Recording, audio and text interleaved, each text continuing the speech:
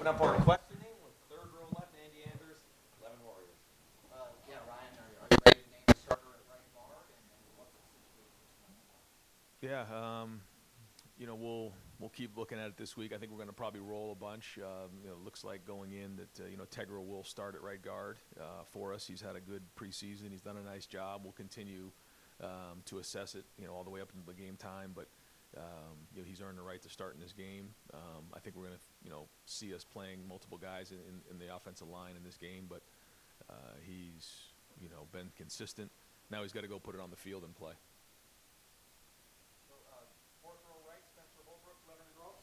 Ryan, at linebacker, and are you guys going with Sonny to start the game, and how do you figure that's going to, is it going to be like the right guard, where you guys roll a bunch of guys? Yeah, we're going to play multiple guys at linebacker, but Sonny has separated himself for sure, and will start at will linebacker for us. He has done a nice job in this transition from safety, and when you move up, the game moves faster. It's just quicker, and he's changed his body. And the reps that he got in the spring really helped, and I think he's done a good job of communicating. He and Cody work well together, but you're also going to see Arvell in there. You're going to see CJ in there, Gabe. These guys are going to get reps, and we'll try to play as many guys as we can in this game. Tony Gerken, Buckeye Huddle. Ryan, with the new quarterback starting, I'm sure you've seen him more than anybody. You know what to expect. What will you see from Will on Saturday for your expectations to be met? Yeah, we want him to run the team and be clean. Get us in and out of the huddle. Get us up to the line of scrimmage. Be sharp. Take care of the football. You've heard me say the term "make the routine plays routinely." Play well in third down, red zone in 2 minutes. I mean, that's what we're looking for out of our quarterback. But in particular, in that first game, it's run a clean operation. That's ball security. That's cadence. That's communication. The new headset and how we're doing that, and we are going to be huddling some and those type of things. Not all the time, but that's a little bit different. And how are we converting on third downs, and all those things, sideline adjustments. So it's getting into the game, getting a feel for it, and playing clean. That's what we're looking for in week 1. Front row, Dave Biddle, 24/7 Sports. Ryan, is the depth on the offensive line maybe a little better than you expected? I mean, Carson might be a backup for you guys if we're starting 12 games last year. I know some other guys you mentioned, like Austin, Zan, have stepped up a little bit. Do you feel good about the depth? Yeah, one of the things, it was like early on, the little illness that was going around the offensive line was frustrating, but coming out of preseason camp, we felt like we built some depth because we had to, and some guys got forced into duty maybe a little quicker than they had to. And when you're working with the ones, you have to tighten up, all the things technically that you're getting away with, maybe with the 2s and 3s. When you're blocking Tyleek and Ty and those guys, you can't get away with that stuff. You better figure it out fast. And because of that, we have built more depth than we expected coming out of preseason. So that's been a positive. But we are going to try to get as many guys in the game as possible, grade it, and just keep evaluating. And one of the things that we talked about as a staff today is, you've heard me talk about building a foundation with this team. I mean, the foundation is not complete. I mean, this is a long build to the end of the season. So we want to come through this week, watch the game, get on the film, and figure out, who graded out a champion, who didn't. But ultimately, we want guys to play really, really hard in this game and get it on film, start to make the corrections. When you're in preseason camp, there's a lot of assumptions you make, some that are right and some that are not right, about players, about scheme, overall personnel. So I'm excited to get that going this week and figure out what we got going into Sunday. Tegra's a pretty soft-spoken guy. How did he take the news that he's going to start on Saturday? He's just going day to day right now and working. I think that's what's been good about the offensive line is, guys have been, working at it every day, and we've moved some guys around in there. Even as of this past week, we've shuffled it up a little bit just to kind of see guys move in different areas. We know we have to build depth going throughout the season, so I think it's going to pay off for us. But he's been workmanlike. It wasn't like he's knocking on anybody's door and saying, what is my situation this week. He knows that if he continues to play the way he is, he's going to be a starter for us and be a huge contributor. But it's consistent, and consistency that we're looking for out of him. But he's been one of the guys that we've been able to count on in this camp, and that matters. When you get 20 some odd practices under your belt and you get to the 15 in the spring. Those reps add up, and he's been in there now for a while. When you think about the last couple years, we really kind of got him with the twos even as a young player, and I think all of that is starting to pay off now for him. You've had a starting running back, but you've never really had guys who are co-starters or starters. Just for thinking about who's going to take the first snap at running back on Saturday. Yeah, I don't think Locke's decided that yet, but they're both rolling practice. We're going to get our money's worth this week with the heat, and so we're going to be rolling these guys pretty good, and James is going to get in there as well. So, we haven't really talked about that right now. Those guys are rolling, and they're both going to get a bunch of reps on Saturday.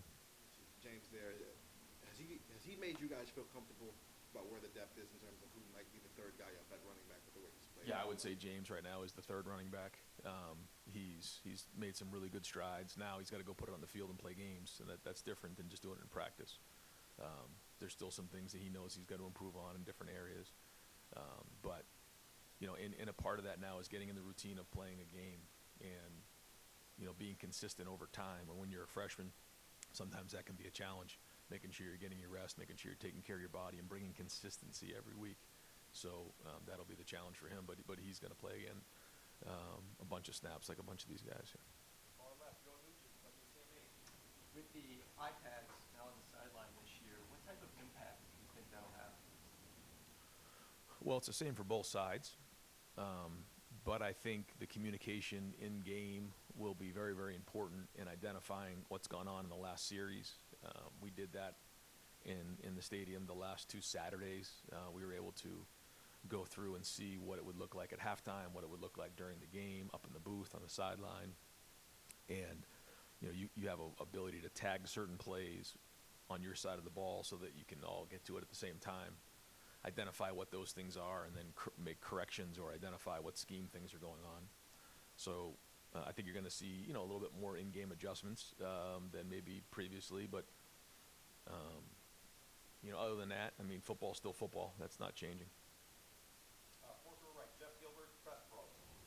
Coach, in regards to Will and his mental approach, he's in a position of a team of expectations, goals higher than he's probably ever been around. How's he handled that since you named him the starter? How do you expect him to carry that onto the field? Yeah, I expect him to be the same way he's been since he arrived here. We went through the recruiting process there, and he knew what he was getting himself into here at Ohio State. And not to speak for him, but I think there was only maybe a couple places he would have considered other than going to the NFL, and this was it for him. He wanted to be here, and I think a big part of that is he knew what came with it, and he's really embraced that role. He's been in here getting extra film work in this week already. He's put a lot of work in this preseason. So, we ask our quarterbacks to do a lot here, and he's embraced that part of it. So, he's got a good look in his eye this week, and I think he wants to get on the field and get started. Third row right, Dylan Davis, Delaware Gazette. Staying with the quarterbacks here, is Devin still firmly entrenched as your backup quarterback right now? He is, yeah. Going into the week, how do you want to kind of split those reps there? How quickly do you want to get on the field? Yeah. Plan for that, or just kind of feeling out the game? Yeah, we've talked about that, Chip and I, about, as the season goes on, where do we want to insert him into games? We'll kind of see how the week plays out, but I probably don't see us doing that in terms of the third series or the first play of the second quarter in this game in particular, but it's something that we're considering. Deep center field, Jeremy Birmingham, the podcast. Ryan, I know as a coach you're not going to assume anything, but if other than winning and getting out of this weekend healthy, what makes this season opener a success to you as a coach and this coaching staff when you have put all this work in the offseason? Yeah, it's not easy, but it's simple. You want as many guys to grade out a champion as possible, 80% or more, and you've heard me talk about that before, but sometimes the best answers are the simple ones. Guys, you grade it out, either you did your job or you didn't, 80% or higher, and then, that we are the hardest playing team in the country. That's really, I know nothing's going to be perfect. It's a start. But if our identity is going to be the hardest playing team in the country and we're going to be giving unbelievable effort, we have to put that on film. We've got to grade out over 80%, and we've got to play really, really hard. And that's what I mentioned to the staff today, and that's what we're going to talk about here in the team meeting at 2:30. And that's what we're going to, really be echoing out through all the week, and then hold them accountable on Saturday. And then come in Sunday, identify what went well, what didn't go well, and continue to bang that drum, also knowing that we're going to have to enhance our scheme as the season goes on. You let everyone know that 130 years ago Akron won 12-6. I have not. Far right, Adam King, WBNS. Well, kind of going off of that, since 2019, this is your first time opening against a non-Power 5 team. You don't have to go on the road against a Big Ten team. You're not playing top 5 Notre Dame. How is that different for you guys to be able to step on the field on Saturday? Not taking anything away from Akron, but knowing, it's not as much of a challenge. Yeah. For us, it's always been about us. You hear me say that a lot, but you have to really focus on the process of it and like what are we doing, and our opponent shouldn't matter. If it does, then we're setting ourselves up for failure. So what is the standard? Again, grade over 80% and be the hardest playing team in the country, and that shouldn't matter who you're playing, because they all matter, they all count, and we're trying to create a standard for ourselves, and whatever team we play, and then we go from there. So like I tell the guys every day in practice, you're not allowed to have a bad day around here. It's just not allowed. So we have to understand that every time we only get 12 opportunities. That's it. Of all the work we put in and all the time and effort we put in, you get 12 opportunities. So let's go play with our hair on fire and run around and hit. Dave Holmes, WFYX. Ryan, we saw the guys wear the Jesus One T-shirts when they moved in. This weekend they had a baptism event. I'm curious, I haven't seen your team this vocal, at least when it comes to faith. What have you seen from them over the weekend, and is that something you feel in the locker room? Well, I think this team is close.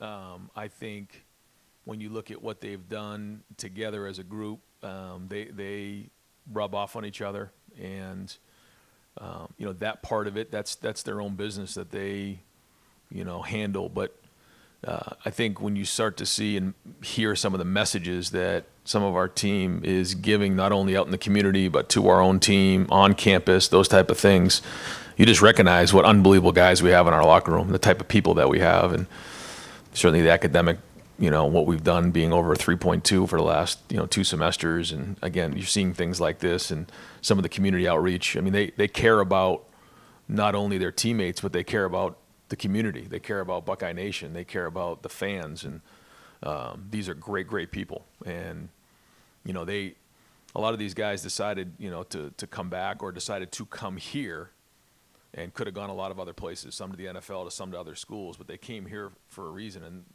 it was to make an impact, and the number one way they want to have an impact is win championships. But there's a lot of other ways to make impacts as well, and they want to continue to do that. So when it's all said and done, there's trophies in the lobby, there's rings to be worn, but there's also people that have been impacted, and there's stories to be told. And the guy to me that comes to mind with that is Archie Griffin. And now, the statue is going to be in his name here this weekend. But, of all the things he's done in terms of winning the 2 Heismans and, all the great history he's had here on the field, to me, it's the impact he's made off the field. And I can't tell you how many people have shared stories with me about, being a young kid who looked up to him, and Archie took time. Or he went to an event and spoke to folks, and he took time. And because of that, he's a legacy. What he did on the field is unbelievable. But to me, he's even more special for what he's done off the field. And I think, our guys have embraced that in the locker room. Andy Backstrom, on 3. Ryan, what will it look like for special teams in game? I know you've talked about the strategy with using assistants. Is it going to be different for in game, and since the coaching changed with that rule? Are you going to allow like the Rob Keys and will they be involved this year? Very much so, yeah. So Rob is going to be sort of the ringleader of it all, and I'm right there with him for everything. And we're going to utilize everybody we possibly can. Matt Guerreri is running the punt team. James Laurinaitis is doing the kickoff. Brian Hartline and Keenan Bailey are doing both the return units, kickoff return and punt return. But we got everybody involved. Tim Walton's been a big part of this. Each of the coaches have been very much involved with the special teams here in the preseason. So Rob is the point person. He's the one who's going to help game plan and organize, meet with the individual group. We met this morning with the entire staff who was involved with special teams, went through the game plan in all 4 phases. But then when we get on the field, I'll be involved in terms of the substitutions, making the calls with Rob, but then getting feedback from each individual coach. Cameron T. Robinson, The Athletic.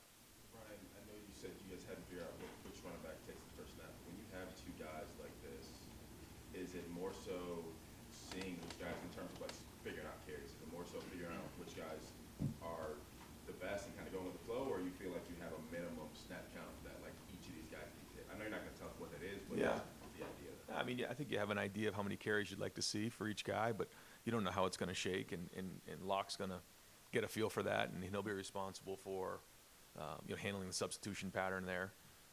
These things seem to have a way of working themselves out. It seems to be a topic of conversation sometimes, this time of year, like how's it all going to go? I think we get a feel for it, and assess it after the first game.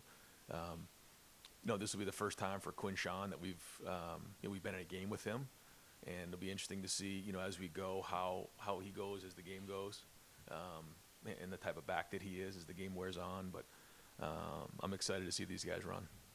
Far left, Whitney Harding, WCMH. Ryan, this weekend was an exciting week 0. I don't know if you got a chance to watch any of the games, but with Florida State losing, is that just another reminder that that number next to your name really doesn't mean a whole lot? And have you had any conversations with your guys as a reminder about that?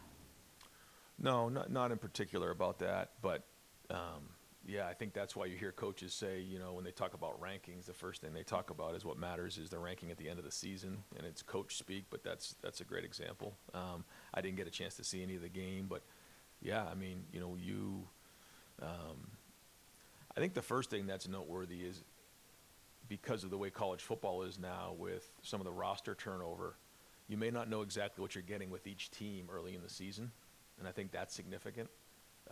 Because, when you look at the roster of some of the teams early on, you're like, okay, where were they last year? Well, this guy came in from here, he came from there. Some guys got older, some guy maybe didn't play because he was injured, he comes back in, but that roster looks a lot different than maybe it did the year before.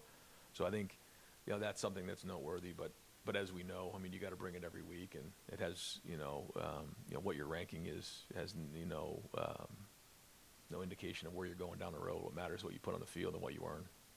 You mentioned the heat. How do you get your guys ready for what's going to be a warm game this week without kind of wearing them out at practice? Not your first time dealing with it, but it's a question. Yeah, I mean, it's hot all across the country. You know what I mean? We're in the north, so I mean, it's just something you got to learn to deal with, and you got to hydrate really, really well and recover at night and get your rest. But yeah, you got to make sure you're hydrating throughout the week. If you think you're just going to hydrate the night before the game, it's too late by then, and then guys start cramping. So we got to make sure that we're all over that and mix all over that, and we hydrate test everybody every day. So we'll do that and just make sure we're on it. But like I said, it's hot. Other places other than Columbus, Ohio. So we'll handle it. Right next door, Jared Smalling, WCMH. Hi, Ryan. On the subject of roster management, big picture question here. You now have a general manager, and now that you're into the football season, you're relying on him to do things that are new in that role. Some of the programs like yourselves in Alabama have these positions now. Can you walk us through Mark's contribution, how it's evolved in that title, and what that allows you to do in your role coaching the football team through the season? Because there's so many tasks involved, roster management, understanding how NIL is functioning and who's getting what. How does he help? How does he help? Boy, that's a long answer. Because first off, Mark is he's been unbelievable to me personally. He's been unbelievable loyal to me and loyal to the program. He is somebody who works really, really hard at his job, and I think he's the best in the business at what he does. And his job has completely changed even, in the last 6 years. He's an excellent evaluator. He does a great job of understanding where the college landscape is going, where it needs to be to adapt. And, he's really had a huge hand in putting this roster together. Now, it used to be the evaluating and then the recruiting part of it, the weekends. But then when you went to official visits in the spring, that completely changed. Now, we've gone from having a couple people on a visit to now having, 15 recruits and their families and you're talking over 100 people for a weekend. And it's almost like event management. There's that part of it. Then there's, the NIL piece of it, and his conversations with agents and, some of the folks in the community, and he's had a huge hand in all of that. So he's, his role has increased, and it's become more and more important. And like I said, I think he's the best in the country at what he does. Steve Hellwagon, 24/7 Sports. Coach, can you give us a breakdown of like Chip Kelly up or down, like how that's all going to look, where the coaches will be stationed and all? Yeah. His plan is to be up in the box, and I think for him, being able to get organized up there, he's got the tablet up there, he's got his call sheet up there. He can really, be clean after every series. I think that's one of the things too that he and I were even talking about, is that when you're on the sideline and you're the head coach, you have your call sheet, but it's hard to get your next series ready when you're doing all these other things. When you're up there, you got a desk, you can sit down, you can get your thoughts organized for the next series. You can go through everything, you can communicate well, and so that's going to be his plan. Tim Drebno will be up in the box with him, Billy Fessler, and Tony Johnson on offense. Wide receiver, we've asked about a lot of positions, who's starting. I know you were taking the tact of slow rolling the talk about Jeremiah Smith, but where do things stand there at that position with maybe the top three that are going to be out there to start? Yeah, they're and Brandon Innes is right there. Bryson Rogers, Kojo Antwi, Jaden Ballard. I mean, you'll see all these guys play. I'm excited to see them play. They put in a good preseason and need a couple more days of prep into this first week, but they're excited to get out there just like everybody else. You think Jeremiah will be out there at the beginning? Yes. Okay. Folks, we've got to keep it at one question, or we're not going to get everyone in. Pat Murphy, 24/7 Sports. Ryan, since the 2 losses to end last season, it seems like you guys have just been building towards this. And I know you mentioned earlier that this build continues. This doesn't end anything. But to get to week 1, to get to a game, to kind of get back into that rhythm after an off season of talk and whatnot, just how much is there the excitement and getting things rolling? Yeah, we were really excited, and that's kind of what we said. Yesterday was our first game week practice of getting back on the field and playing games again. It feels like forever since we played a game, and there's been a lot of hard work. Mostly by the players, but also by the coach, by the staff. A lot of people involved to build this team, and Coach Mick and his staff, and the coaches, and everybody involved to put this roster together. To go attack the season, and I can't say enough about the leaders and the guys in this team who have continued to work hard to get to where we are right now, and now it's time to go put it on the field and play. But no, there's a lot of excitement, and just like any time around here, everyone's excited about the season. There's a lot of talk around Ohio State football, and that's great. But what matters is what we put on the field and what we do on the field. So, like I said, fired up to get on the field and get on the film afterwards and figure out where we're at. Dan Holt, 11 Warriors. Ryan, with Will having a couple weeks going into the season to be the starter, do you feel like the offense is in a better rhythm than maybe it was this time last year? We'll see after the first couple games, but we'll see. We'll see. I mean, I do feel like we've had some really good days of practice. I feel like we've had a couple really good moments in some scrimmages. Still looking to be more consistent. Still, where our expectations is my expectations of where we are and where we are right now. We're not close, but I didn't expect us to be either. So.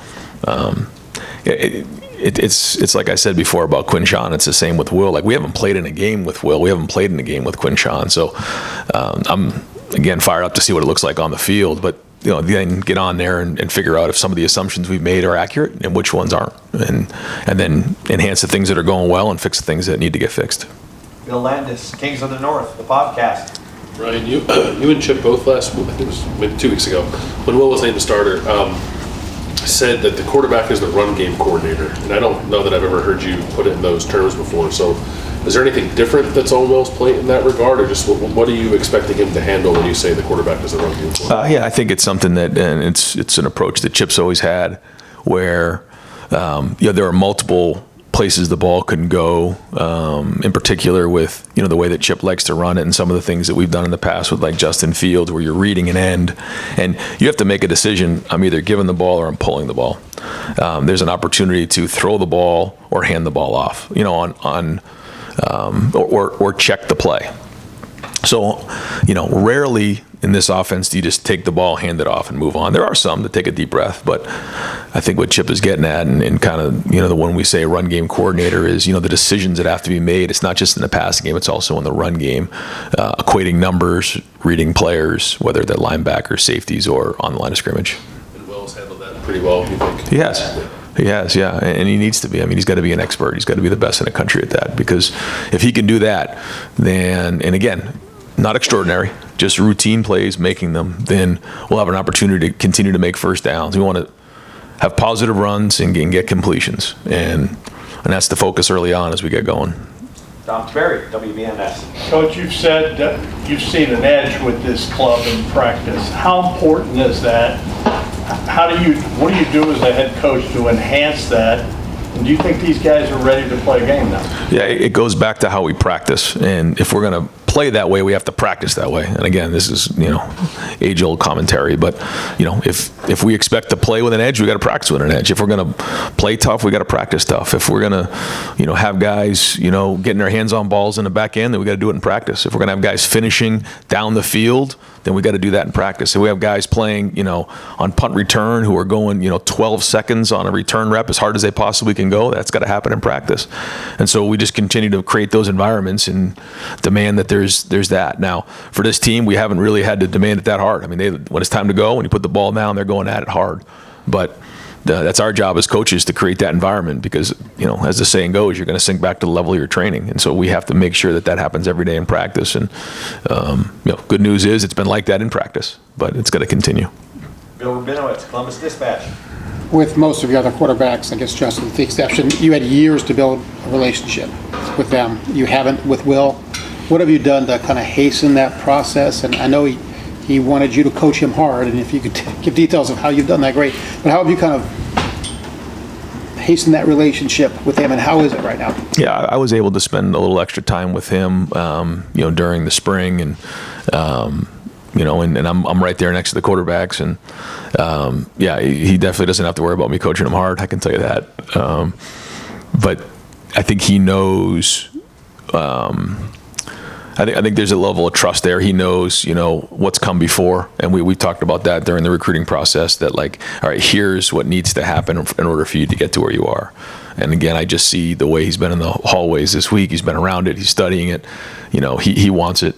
So this is just the beginning, but he wants to be a great player, and he knows that if he buys into this offense, he buys into this team, he buys into our culture, that he's going to do that.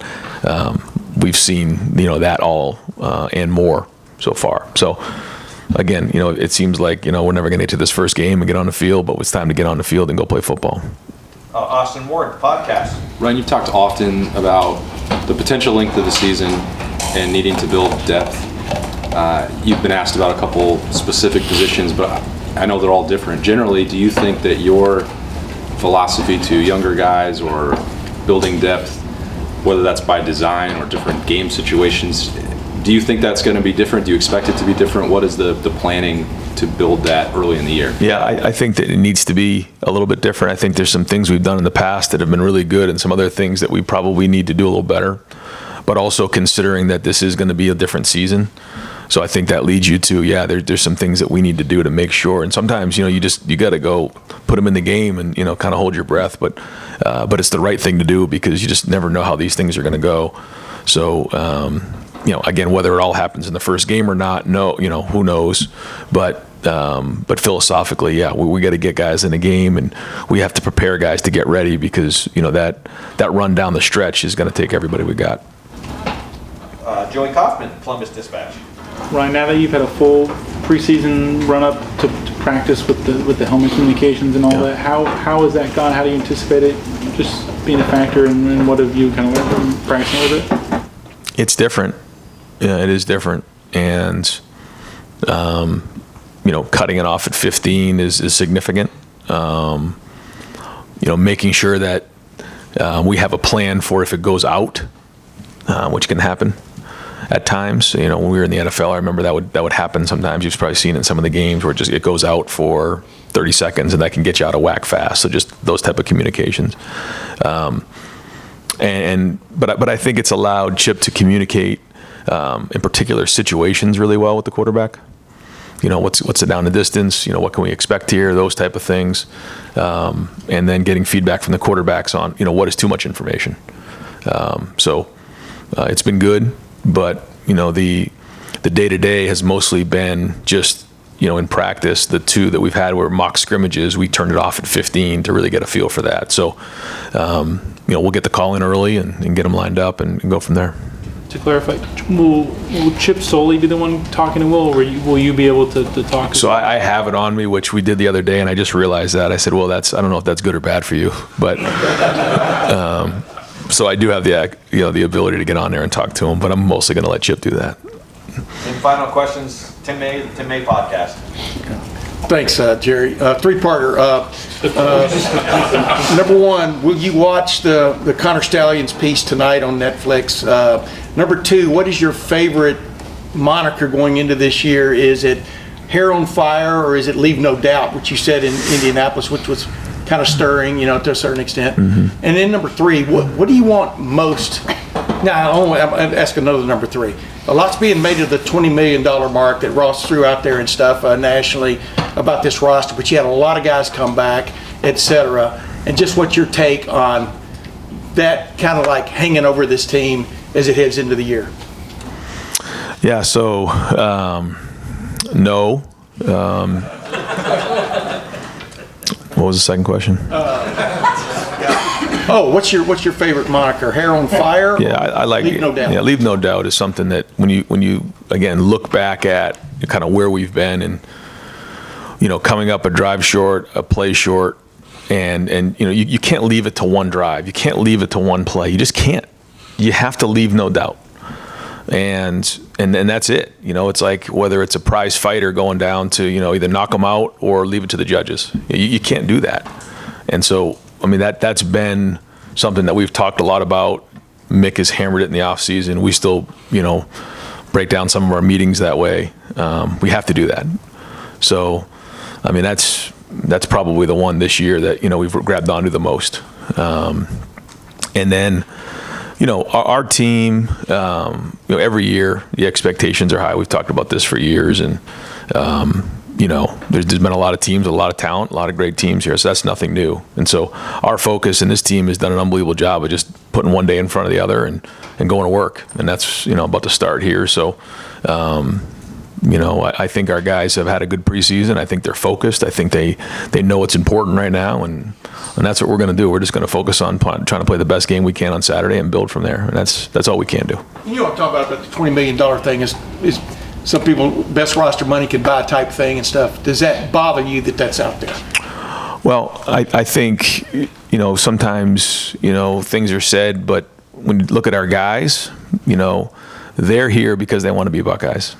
You know, they're here because they want to win championships. They're here because of each other, you know, and to see, you know, what they did the other day on campus, to see the impact they're making on people, like, you know, they understand what it means to be a Buckeye. They understand what it means to win a championship here. And that's the most important thing to me. You know, the other part, you know, there's a lot of changes in college football, and we're going to do everything we can to adapt and make sure that we're doing our part. But there's been a lot of hard work to put this roster together, and that's great. That's what we're supposed to do. We're doing our job. But to me, it's about these players, and that's the number one thing for me. And that's what allows me to put 2 feet on the ground every day, is envisioning, you know, these guys and these players, you know, hosting trophies and winning championships. And I think it's the same way with our entire staff. Coach, thank you very much. Yeah. Thanks, Ron.